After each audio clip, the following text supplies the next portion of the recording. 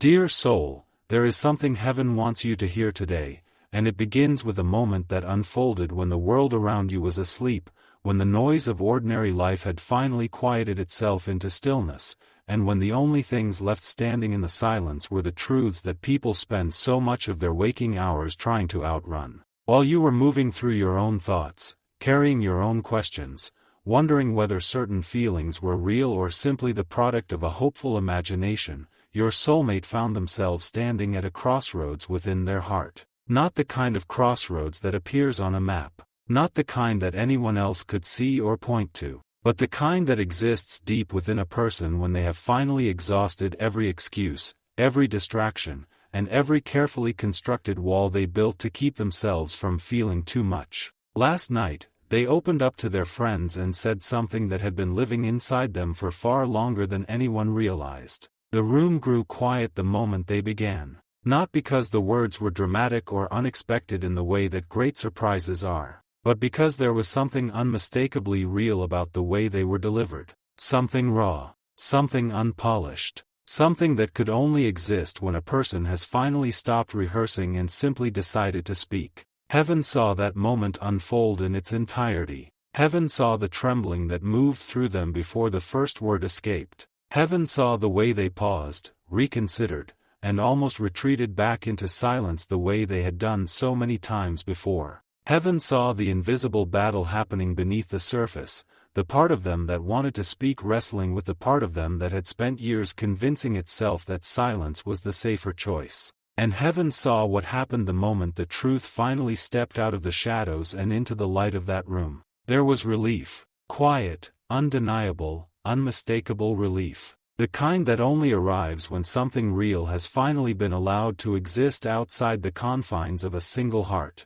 For so long, they believed that silence would protect them. They had built an entire philosophy around the idea that keeping their feelings hidden was an act of wisdom rather than an act of fear. They told themselves that speaking too soon leads to disappointment. They told themselves that vulnerability invites pain. They told themselves that if they simply waited long enough, the feelings would eventually dissolve on their own, the way fog dissolves when the morning sun rises strong enough. But the feelings did not dissolve. They did not fade. They did not become easier to carry with time. Instead, every attempt to suppress what was true only gave the truth more power, more weight, more persistence. Because truth, dear soul, does not weaken when it is ignored. It accumulates. It deepens. It waits with extraordinary patience until the moment a soul finally runs out of ways to deny it. What they admitted last night was not merely a passing thought they had entertained on a quiet afternoon.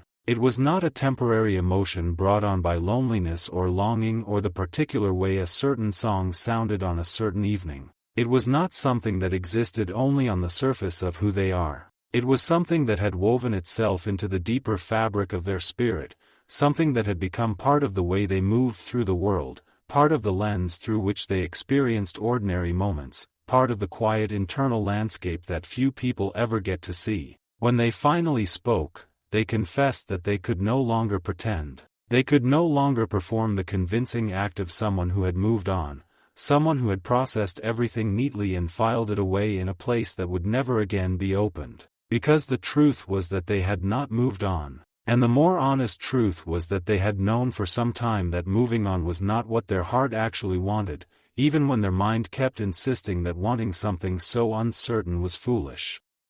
They confessed that your presence, even from a distance, even across the silence that had existed between you, even through the uncertainty that had colored the space between what was and what could be, had changed them in ways they could not fully articulate. You remained there, not as an obsession, not as something unhealthy, but as a constant and recurring awareness that surfaced without invitation in the quietest moments of their life, in the space between one thought and the next, in the half-conscious moments just before sleep arrived, in the middle of conversations that had nothing to do with you and yet somehow, inexplicably, circled back to something that reminded them of you anyway. They tried to move forward without acknowledging any of this. They had strategies. They had distractions. They had entire chapters of their life that they deliberately constructed to occupy the space where these feelings might otherwise take root. But every road, no matter how deliberately chosen, seemed to curve and circle and eventually return them to the same place. Back to the awareness they had been running from. Back to the name that lived in the part of them they rarely showed to anyone. Back to you. This realization frightened them in ways they had never admitted out loud before last night. Because recognizing that certain feelings are real is one thing, but accepting that they are real and that they carry responsibility, that they require honesty, that they demand something of you, that is an entirely different and far more terrifying thing. Caring deeply about someone means becoming vulnerable to outcomes you cannot control. It means opening a door and not knowing what will walk through it. It means standing in the uncertainty and choosing to stay there anyway, not because the uncertainty is comfortable, but because the alternative, pretending the feelings do not exist, has become even more uncomfortable than the fear of acknowledging them.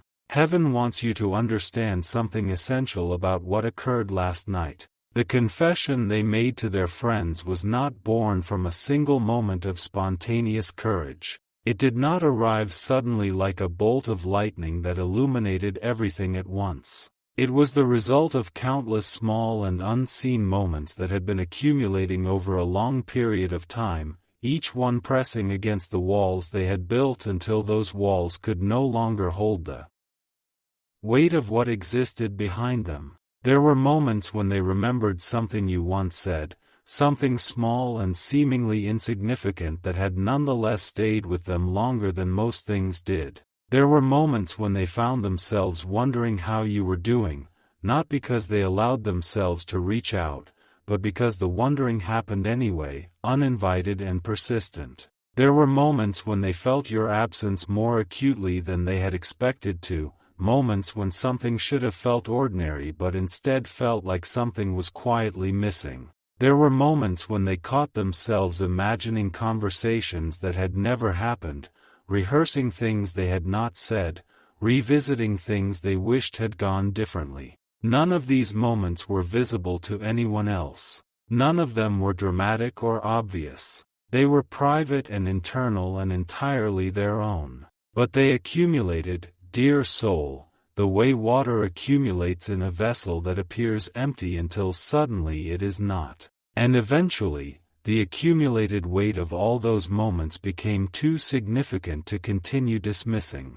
Their friends listened carefully when they finally spoke. Some were surprised, genuinely caught off guard by the confession because they had believed the performance of indifference that your soulmate had been presenting to the world. But others were not surprised at all. Because often, dear soul, the people who exist closest to us can see the things we ourselves are most determined not to acknowledge. They had seen the hesitation whenever your name surfaced in conversation. They had noticed the particular way the room changed when something connected to you was mentioned. They had observed the shift in expression, subtle but unmistakable to anyone paying close enough attention. They had heard the way the voice softened around certain words, had watched the attention drift, had sensed the presence of a story that had never been told.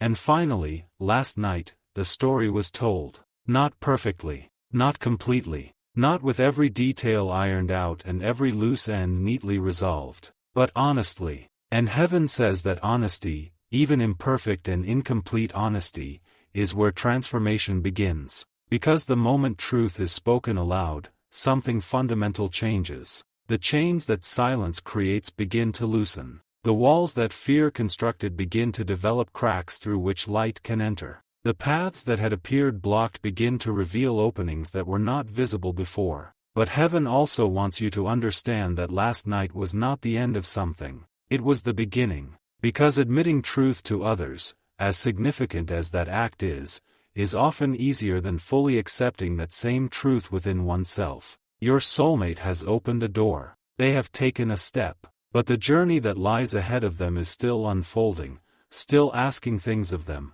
still requiring them to face internal conversations they have been postponing for longer than they realize. There are still fears within them that have not yet been fully confronted. There are still questions they are sitting with, questions that do not have clean answers. There are still layers of self-protection that did not dissolve in a single evening simply because a few honest words were finally spoken. The walls come down gradually, dear soul. They do not fall all at once, but they are falling. And that is what matters. Heaven also wants to speak to you directly about something that you may have been carrying in silence yourself. You have spent considerable time and energy wondering about what exists on the other side of this connection, wondering what is felt, what is intended, what is possible. And while heaven does not wish to dismiss the significance of those questions, there is something equally important that heaven wants to gently turn your attention toward. While your soulmate is in the process of discovering and accepting their own truth, you are simultaneously being called toward your own becoming, your own healing, your own deeper relationship with who you are and who you are growing into. The most enduring connections in this life are not forged between two people who are desperately seeking one another from a place of incompleteness. They are built between two individuals who are each, in their own way and on their own timeline, becoming more aligned with the truest version of themselves. That alignment, when it happens, creates something that no amount of forcing or rushing or anxious waiting could ever manufacture. So continue becoming that person. Continue honoring what the journey through your own life is teaching you. Continue sitting with the wisdom that heaven places within you in those quiet moments when everything else has fallen away. Your worth is not a variable that changes based on whether another person has recognized it yet. Your light does not require another person's acknowledgement to remain real and significant and worth protecting. Yet heaven also understands the very human weight of the questions you carry. And so this message arrives today not as a guarantee that every outcome will unfold exactly as your heart has imagined it. Life is more nuanced than that, more layered, more unpredictable than any single message could fully contain. But it arrives as genuine reassurance that truth is emerging in a place where silence once lived. That honesty is beginning to replace the elaborate architecture of denial. That fear, which for so long held tremendous power over the heart of someone connected to you, is slowly and unmistakably beginning to lose its grip. The words they spoke last night may have been simple in form. They may not have contained poetry or grand declarations. But heaven knows that behind those simple words lived years of accumulated emotion. Years of memories revisited in private. Years of questions that never found satisfying answers. Years of hope that was carefully hidden because hope, when it is vulnerable, feels too dangerous to display. And beneath all of that, years of a quiet and persistent knowing that something real existed, something worth finally being honest about. The courage it took to speak that truth should not be underestimated. Because courage, as heaven understands it, is not the absence of fear. It is the choice to speak honestly and move forward authentically even when fear is present, even when the outcome is uncertain, even when vulnerability feels like the most dangerous thing in the world. So dear soul, as you receive this today, heaven is asking something of you. Release the urgent need to control how this story unfolds. Release the exhausting habit of trying to predict every outcome and prepare for every possibility. Release the weight of wondering whether you are interpreting signs correctly or imagining things that are not there. Allow peace to move into the space that anxiety has been occupying. Allow trust to take root in the soil of uncertainty. Allow faith to exist not as a passive thing but as an active and living choice to believe that what heaven is arranging is being arranged with greater wisdom and care than any human mind can fully comprehend. Because the story, dear soul, is still unfolding. The pages are still being written. The lessons that both you and your soulmate are learning, sometimes separately, sometimes in ways that are invisibly connected, are still deepening you both. And somewhere within that unfolding, a soul who once lived behind silence and performance and carefully maintained walls has stepped, for the first time in a long time, into something that feels like freedom. Heaven witnessed that moment. Heaven holds it with reverence. And heaven wants you to carry this with you today. Whenever a soul chooses truth over the comfortable fiction of denial, new possibilities do not just appear on the horizon. They begin moving toward that soul with a purpose and a momentum that had not existed before. So walk forward. Walk forward with the kind of patience that is not passive resignation but active trust. Walk forward knowing that what is meant to be revealed will find the right moment to reveal itself, that what is meant to grow will grow in ways and at a pace that serves something larger than what either of you can currently see, and that what is meant to reach you, dear soul, is already on its way, moving through the unseen spaces of the world with quiet and unmistakable intention.